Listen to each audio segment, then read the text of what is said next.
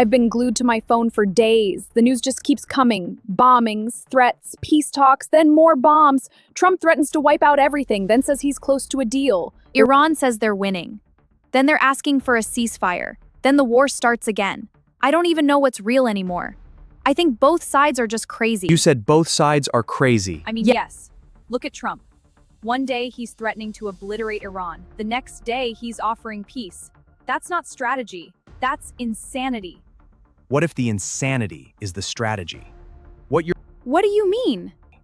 you're watching on that phone isn't chaos. A performance? A carefully engineered psychological operation. And the audience, every confused, frightened, outraged person watching the news is not just watching it. They are the target. Not Iran, not America, you. You're saying we're being manipulated. Both sides. 5 different dark psychology playbooks, running simultaneously. And unless you can name them, you'll never see them. Okay, start with Trump. Because I genuinely cannot tell if he has a plan or if he just wakes up and decides what to say. In 1969, Richard Nixon was losing in Vietnam. He couldn't win militarily, so he invented a different weapon. He told his chief of staff, "I want the North Vietnamese to believe I've reached the point where I might do anything to stop this war. We'll slip the word to them that Nixon is obsessed, that we can't restrain him." He wanted them to believe he was insane. That actually worked. It's called the Madman Theory. You don't threaten your enemy with your greatest strength. You threaten them with your greatest unpredictability. Because a rational opponent calculates your moves. An unpredictable opponent you cannot calculate at all. The fear of what he might do becomes more powerful than anything he actually does. And Trump is using this on Iran. Look at the pattern. Nuclear threats, then peace offers. More bombing, then ceasefire. Threats again, then silence.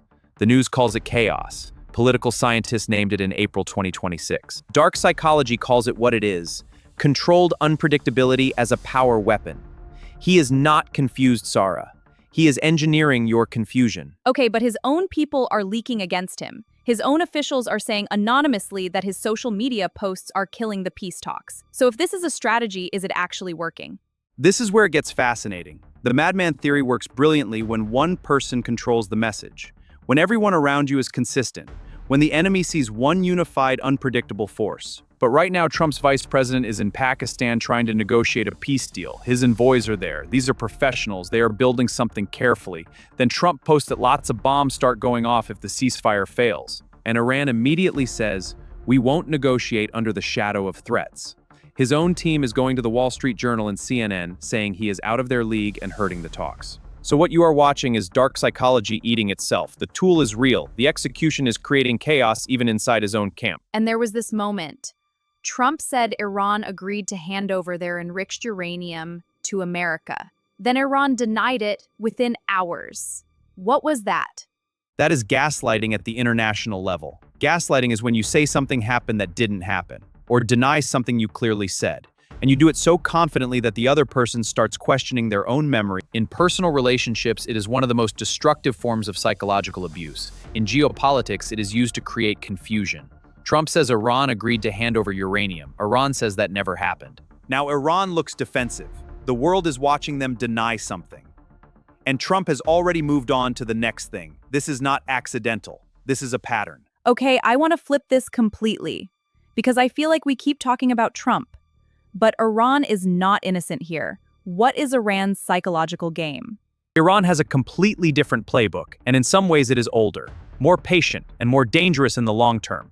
Iran's strategy is built on 3 psychological pillars. Pillar 1, victimhood as power. When Iran's foreign minister calls the US naval blockade an act of war, when the parliament speaker says Iran won't negotiate under the shadow of threats, they are not just complaining. They are performing for an audience. That audience is not America. It is the Islamic world, the global South, China, Russia, every country that has ever felt bullied by the West. They are saying, look at us. We are the ones being attacked, and we are still standing. In psychology, the victim position carries enormous moral power. It builds alliances, it creates sympathy, it makes the aggressor look worse with every move they make. And that phrase, Iran said they are prepared to reveal new cards on the battlefield.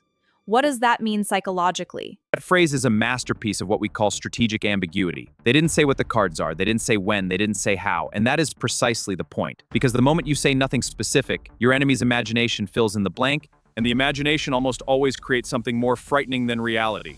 The US military now has to plan for every possible scenario. What are these cards? A missile system, a cyber attack, a proxy strike in the Gulf, closing the strait completely. Iran made their enemy do their psychological work for them. That is Sun Tzu. That is the art of war. Make your enemy unable to know what you will do next. And the oil in Chinese yuan, explain that simply. It means oil can be bought and sold using Chinese money, the yuan, not just dollars. Since World War II, oil has been priced in American dollars.